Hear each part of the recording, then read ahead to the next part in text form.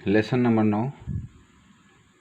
Part 1 SST class 8 राष्ट्रीय आंदोलन का संगठन 1870 से लेके और 1947 तक।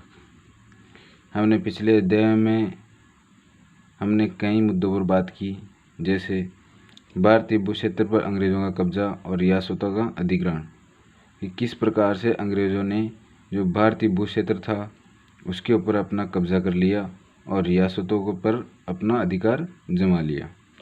नए कानूनों और प्रशासकीय संस्थाओं की शुरुआत, ये भी अपन ने पढ़ा था। किसानों और आदिवासियों की ज़िंदगी में किस तरीके से बदलाव आए, 19वीं सदी में आए शैक्षणिक बदलाव किस तरीके से आए, महिलाओं की स्थिति संबंधित वाद विवाद भी अपन ने जाने थे। जाति व्यवस्थाओं को चुनौतियाँ किस तरीके से दी गई, सामाजिक एवं धार्मिक सुधार किस तरीके से सामने आए, 1857 का विद्रोह और उसके बाद की स्थिति, और हस्तकलाओं का पतन और उद्योगों का विकास। ये सभी जो बिंदु है अपन ने जो भी पढ़े, इन सब का अपन पहले अध्ययन कर चुके हैं। जैसे भारतीयों किस प्रकार भारत के ऊपर किस प्रकार अंग्रेज़ों ने कब्जा किया और रियासतों पर अपना अधिग्रहण किया, नए कानून लाए, प्रशासकीय संस्थाओं की शुरुआत की और किसानों आदिवासियों की ज़िंदगी में किस तरीके से बदलाव लाए। ये सभी टॉपिक आपके सामने अपन ने पहले डिस्कस कर चुके हैं इनके बारे में। इन मुद्दों के बारे में आपने जो कुछ पढ़ा उसके आधार पर क्या आपको ऐसा लगता है कि भारत के लोग ब्रिटिश शासन से असंतुष्ट थे? यदि हाँ, तो विभिन्न समूह और वर्ग क्यों असंतुष्ट थे? इन सब टॉपिकों पे अपन ने पहले चर्चा की है और इन मुद्दों के बारे में आपने जो कुछ पढ़ा है उसके आधार पर क्या आपको ऐसा लगता है कि भारत के लोग ब्रिटिश शासन से असंतुष्ट थे? बिल्कुल असंतुष्ट थे। यदि हाँ, तो विभिन्न समूह और वर्ग क्यों असंतुष्ट थे? और हाँ, यदि वो असंतुष्ट थे तो किस तरीके से विभिन्न समूह भी और वर्ग भी उनसे असंतुष्ट थे? ये सब की जानकारी आपको इस पाठ में देखने को मिलेगी। और पाठ का टाइटल है कि राष्ट्रीय आंदोलन का संगठन किस तरीके से हुआ, एक पुलिंदा बना, इन सब ने विद्रोह किया, जिन जिन के साथ गलत हुआ उन सब ने विद्रोह किया और इसी का नाम रखा गया कि राष्ट्रीय आंदोलन का संगठन। किस तरीके से एक संगठन तैयार होता है। 1870 के दशक से लेकर 1947 तक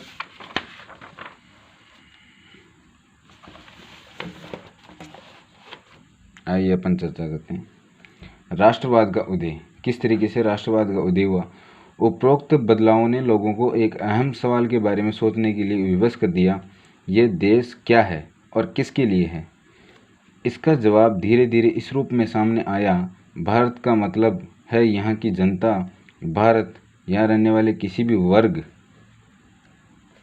अंडरलाइन कीजिए इसको, वर्ग, रंग, जाति, पंथ, भाषा या जेंडर वाले तमाम लोगों का घर है। देखिए राष्ट्रवाद की परिभाषा क्या बताई गई है कि भारत का मतलब यहाँ की जनता, भारत यहाँ रहने वाले किसी भी वर्ग, किसी भी काले गोरे रंग के व्यक्ति, जाति, किसी भी निम्न जाति या उच्च जाति, किसी भी पंथ, किसी समुदाय या विशेष से, भाषा, किसी भी प्रकार की भाषा बोली जाती हो, या जेंडर, स्त्रीलिंग, पुल्लिंग और नपुंसकलिंग, इन सब के लिए तमाम लोगों का ये क्या है, एक गढ़ है, एक घर है भारत। इस तरीके से अपने को ये परिभाषा देखने को मिली है। सभी बच्चे इसको अंडरलाइन कर लें। यह देश और इसके सारे संसाधन और इसकी सारी व्यवस्था उन सभी के लिए है कि ये देश भी उन्हीं का है और इसके जो सारे संसाधन हैं वो भी उन्हीं के लिए हैं। इस जवाब के साथ ये एहसास भी सामने आया कि अंग्रेज़ भारत के संसाधनों व यहाँ के लोगों की ज़िंदगी पर कब्जा जमाए हुए हैं और जब तक यह नियंत्रण खत्म नहीं होता, भारत यहाँ के लोगों का, भारतीयों का नहीं हो सकता। और जब तक ये औपनिवेशिक शासन खत्म नहीं हो जाता तब तक क्या नहीं होगा, भारत के यहाँ लोगों का, भारतीयों का नहीं हो सकता। यानी कि भारत भी भारतीयों का नहीं हो सकता और भारतीय भी भारत के नहीं हो सकते हैं, क्योंकि सीधे सीधे ये सब क्या है, अंग्रेज़ों के अधीन है। ये चेतना 1850 के बाद बने राजनीतिक संगठनों में साफ दिखाई देने लगी। 1870 और 1880 के दशकों में बने राजनीतिक संगठनों में यह चेतना और गहरी हो चुकी थी। इनमें से ज़्यादातर संगठनों की बागडोर वकील आदि अंग्रेज शिक्षित पेशेवरों के हाथ में थी। पूना सार्वजनिक सभा, इंडियन एसोसिएशन, मद्रास महाजन सभा, बॉम्बे रेजिडेंसी एसोसिएशन और भारतीय राष्ट्रीय कांग्रेस आदि इस तरह के प्रमुख संगठन थे जिन्होंने इन सभी का विरोध किया। जो ब्रिटिश कुनीति थी उन सभी का इन सभी संगठनों ने मिलकर विरोध किया। पूना सार्वजनिक सभा, नाम को गौर से देखिए पूना सार्वजनिक सभा। सार्वजनिक का मतलब होता है सब लोगों का या सबके लिए। सार्वजनिक का मतलब क्या होता है? सब लोगों का या सब के लिए। सर्व यानी सभी, जनिक यानी लोगों का। हालांकि इनमें से बहुत सारे संगठन देश के खास हिस्सों में काम कर रहे थे, लेकिन वे अपने लक्ष्य को भारत के सभी लोगों का लक्ष्य बनाते थे। उनके मुताबिक उनके लक्ष्य किसी खास इलाके, समुदाय या वर्ग के लक्ष्य नहीं थे। वे सोच के साथ काम कर रहे थे कि लोग संप्रभु हैं। संप्रभुता एक आधुनिक विचार और राष्ट्रवाद का बुनियादी तत्व होता है। ये संगठन इस धारणा से चलते थे कि भारतीय जनता को अपने मामलों के बारे में फैसले लेने के लिए आज़ादी होनी चाहिए। 1870 से 1880 के दशकों में ब्रिटिश शासन के प्रति असंतोष और ज़्यादा गहरा हुआ। 1878 में आर्म्स एक्ट पारित किया गया। अंडरलाइन कीजिए इसको, 1878 आर्म्स एक्ट, 1878 आर्म्स एक्ट ये पारित किया गया, जिसके जरिए भारतीयों द्वारा अपने पास हथियार रखने का अधिकार छीन लिया गया। यानी कि ये 1878 में आर्म्स एक्ट जो पारित हुआ, उसके बाद में कोई भी भारतीय अपना पर्सनल हथियार नहीं रख सकता था। उसी साल वर्नाकुलर प्रेस एक्ट भी पारित किया गया, ये लीजिए, जिससे सरकार की आलोचना करने वालों को चुप कराया जा सके। यानी कि प्रेस का भी उद्भव उसी साल हुआ। इस कानून में प्रावधान था कि अगर किसी अखबार में कोई आपत्तिजनक चीज़ छपती है तो सरकार उसकी प्रिंटिंग प्रेस सहित सारी संपत्ति को जब्त कर सकती है। यानी कि ऐसा कोई भी अखबार जो अंग्रेज़ों के खिलाफ बोलता हो या ब्रिटिश सरकार के कानूनों के खिलाफ बोलता हो या आवाज़ उठाता हो, तो उसके खिलाफ क्या होगी? कार्रवाई होगी, कानूनी कार्रवाई होगी। और ये काम था वर्नाकुलर प्रेस एक्ट का, वर्नाकुलर प्रेस एक्ट का काम था ये। ठीक है कि भाई अंग्रेज़ों के जो काले कारनामे हैं वो ऐसे चलते रहने चाहिए, पर उनका कभी भी अखबार में नहीं छपनी चाहिए वो। ठीक है, तो सरकार उसकी प्रिंटिंग प्रेस सहित सारी संपत्ति को जब्त कर सकती है। और ऐसा करने पर कोई भी अगर पत्रकार इस तरीके से कोई भी आलोचना करता है ब्रिटिश सरकार की या उसके बारे में गलत बोलता है, तो उसकी प्रिंटिंग प्रेस सहित सारी संपत्ति, उसकी जो भी संपत्ति है वो सब जब्त कर ली जाएगी। 1883 में सरकार ने इल्बर्ट बिल लागू करने का प्रयास किया। ये अंडरलाइन कीजिए, 1883 इल्बर्ट बिल लागू करने का सिर्फ प्रयास किया गया था। इसको लेकर काफ़ी हंगामा हुआ। इस विधेयक में प्रावधान किया गया था कि भारतीय न्यायाधीश भी ब्रिटिश या यूरोपीय व्यक्तियों पर मुकदमे चला सकते हैं। यानी कि इल्बर्ट बिल आने पे ये हो सकता था कि भारतीय न्यायाधीश जो थे वो भी क्या कर सकते थे? ब्रिटिश और यूरोपीय जो व्यक्ति थे उनके ऊपर मुकदमे चला सकते थे, ताकि भारत में काम करने वाले अंग्रेज और भारतीय न्यायाधीशों के बीच समानता स्थापित की जा सके। यानी कि जो भारत में जो अंग्रेज अधिकारी काम करते थे, जो ब्रिटिशर थे वो काम करते थे, और भारतीय न्यायाधीशों के बीच जो भारतीय न्यायाधीश थे उनके बीच में समानता स्थापित की जा सके। जब अंग्रेजों के विरोध की वजह से सरकार ने यह विधेयक वापस ले लिया, फिर हुआ क्या कि अंग्रेज इससे भड़क गए कि अगर ऐसा होगा तो फिर हमारी संप्रभुता नष्ट हो जाएगी। तो उन्होंने क्या किया है? अंग्रेज़ों ने विरोध किया सरकार के खिलाफ। ये विधेयक वापस, फिर सरकार ने क्या किया? इस विधेयक को वापस ले लिया। तो भारतीयों ने इस बात का काफ़ी विरोध किया कि आपने ऐसा क्यों किया। सरकार का विरोध किया उन्होंने। इस घटना से भारत में अंग्रेज़ों के असली रवैये का पता चलता था, और यह घटना आराम से भारतीय नागरिकों की समझ में आ रही थी कि अंग्रेज़ अपने को ज़बरदस्ती दबाकर रखना चाहते हैं। हमारे को निम्न पदस्थ समंजन करवाना चाहते हैं। भारत में अंग्रेजों के असली रवैये का पता चलता था। ठीक है। पढ़े लिखे भारतीयों की एक अखिल भारतीय संगठन की ज़रूरत 1880 से ही महसूस की जा रही थी, परंतु इल्बर्ट विधेयक ने इस चाह को और गहरा कर दिया। 1885 में देश भर के 72 प्रतिनिधियों ने बंबई में सभा करके भारतीय राष्ट्रीय कांग्रेस की स्थापना का फैसला लिया। 1885 के अंदर 72 जो प्रतिनिधि थे उन्होंने बंबई में एक सभा की और भारतीय राष्ट्रीय कांग्रेस की स्थापना का फैसला कर लिया। संगठन के प्रारंभिक नेता दादाभाई नौरोजी थे, फिरोज शाह मेहता थे, बदरुद्दीन तैयब जी थे और डब्ल्यू.सी. बनर्जी और सुरेंद्रनाथ बनर्जी, रोमेश चंद्र दत्त, एस. सुब्रमण्यम अय्यर एवं अन्य प्राय बम्बई और कलकत्ता के ही थे। ये जो सभी लगभग सभी लोग थे, ये सब कहाँ के थे? कलकत्ता के थे। और इन्होंने मिलके ही भारतीय राष्ट्रीय कांग्रेस की स्थापना की थी। नौरोजी व्यवसायी और प्रचारक थे।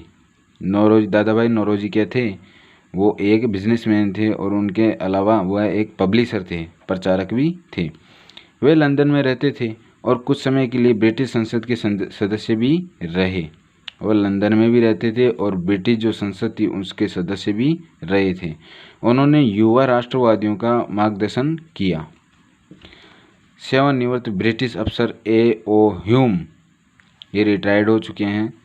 A.O. ह्यूम ने भी विभिन्न क्षेत्रों के भारतीयों को निकट लाने में अहम भूमिका अदा की। प्रचारक, इधर देखिए, ऐसा व्यक्ति जो सूचनाओं के प्रसार, रिपोर्टर्स, बैठकों में भाषण आदि के जरिए किसी खास विचार का प्रसार करता है। इसके बाद देखिए, कांग्रेस किसके पक्ष में बोलने का प्रयास कर रही थी।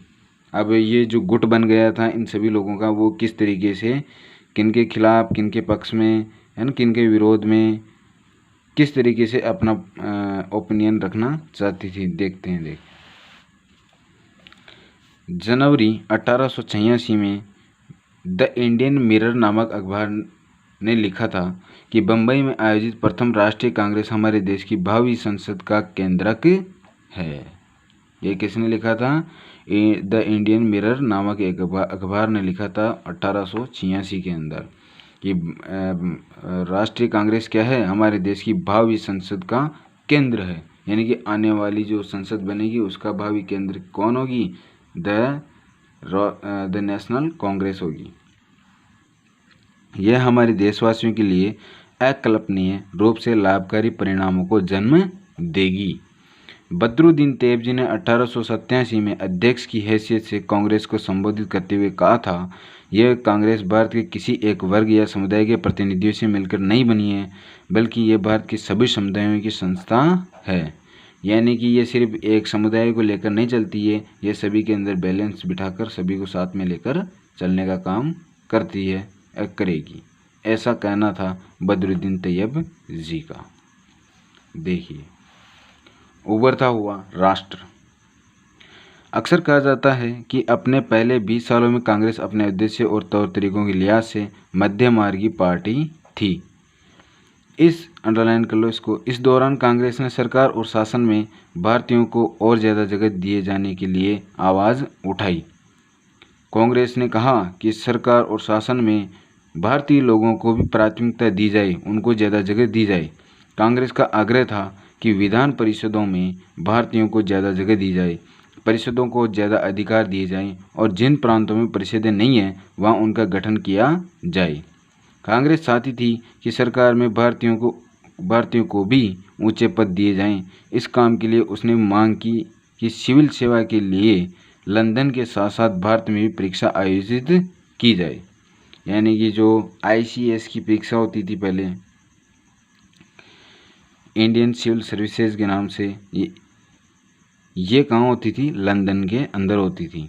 पर भारतीय कांग्रेस ने कहा कि अब ये परीक्षा सिर्फ लंदन में नहीं की जाए, अब इसके साथ साथ भारत के अंदर भी इस परीक्षा का आयोजन किया जाए।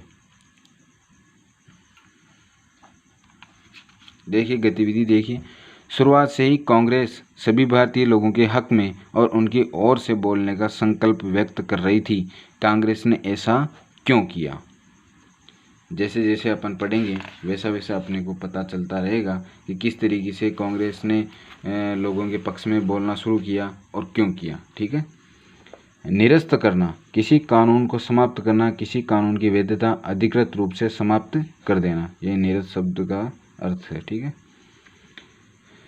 शासन व्यवस्था के भारतीयकरण की मांग नस्लवाद के खिलाफ चल रहे आंदोलन का एक हिस्सा थी, क्योंकि तब तक ज़्यादातर महत्वपूर्ण नौकरियों पर गोरे अफसरों का ही कब्जा था। यानी कि शासन व्यवस्था के भारतीयकरण की मांग नस्लवाद के खिलाफ चल रहे आंदोलन का एक हिस्सा भी थी, क्योंकि उसके अंदर जो शासन व्यवस्था के अंदर जो अधिकारी थे वो अधिकतर किसके थे? अंग्रेज़ों के थे। ऊंचे ऊंचे पद किनको मिले हुए थे? अंग्रेज़ों को मिले हुए थे। तो इसमें भारतीयकरण की मांग नक्सलवाद के खिलाफ भी चल रही थी कि ज़्यादातर महत्वपूर्ण जो नौकरियां हैं, जो ऊंचे पद हैं, वो किनके पास हैं? गोरे अफसरों के ही कब्जे में थे। अंग्रेज़ आमतौर पर यह मानकर चलते थे कि भारतीयों की जिम्मेदारी भरे पद नहीं दिए जा सकते, क्योंकि अंग्रेज़ अफसर अपने भारी भरकम वेतन का एक बड़ा हिस्सा ब्रिटेन भेज देते थे। इसलिए लोगों को उम्मीद थी कि भारतीयकरण से यहाँ की धन संपत्ति भी कुछ हद तक भारत में रुकने लगेगी। और इससे जो कांग्रेस का पॉइंट ऑफ व्यू था कि भारतीय लोग अगर प्रशासन में जाएंगे और प्रशासकीय जो नौकरियां उनको संभालेंगे तो इससे क्या होगा? इससे होगा ये कि जो अंग्रेज़ अफसर हैं अपने भारी भरकम वेतन का एक बड़ा हिस्सा ब्रिटेन भेज देते थे। इसलिए लोगों को उम्मीद थी कि भारतीयकरण जब होगा, इंडियलाइजेशन जब होगा, तब यहाँ की जो धन संपत्ति भी है कुछ हद तक भारत में रुकने लगेगी, वो ब्रिटेन नहीं जाएगी। भारतीयों की मांग थी कि न्यायपालिका और कार्यपालिका से अलग किया जाए, न्यायपालिका को कार्यपालिका से अलग कर दिया जाए, आर्म्स एक्ट को निरस्त कर दिया जाए और अभिव्यक्ति व बोलने की स्वतंत्रता दी जाए। हमारे को जो भी हमारी अभिव्यक्ति होती है, जो भी हमारी भावनाएं होती है, उनको व्यक्त करने की आज़ादी दी जाए, उसके साथ में बोलने की भी आज़ादी दी जाए। शुरुआती सालों में कांग्रेस ने कई आर्थिक मुद्दे भी उठाए।